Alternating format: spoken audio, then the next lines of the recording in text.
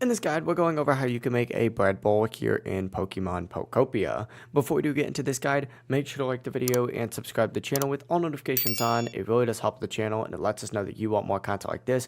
We'd greatly appreciate it if at any point throughout this guide you had any questions, ask them down in the comment section below and we can help you out further. I'm going to be doing my best to reply to every single comment down there. Now, first things first, you need to obviously make some simple soup. Now, you can do this just by using fresh water. So go to any fresh water, get it, and then go to a cooking station and add wheat plus any extra ingredient. Doesn't really matter what the extra ingredients are, just add something in there. Once you go ahead and do that, make sure that you have Torkoal with you since he is required for this recipe. But as soon as you go ahead and do that, cook the dish and it will turn into the bread bowl automatically. That really is it. It really is as simple as that. If you guys have any questions, ask them down in the comment section below and we can help you out further. I'm going to be doing my best to reply to every single comment down there. Before you do leave this guide, make sure to like the video and subscribe to the channel with all notifications on. It really does help us out. Let us know that you want more content like this.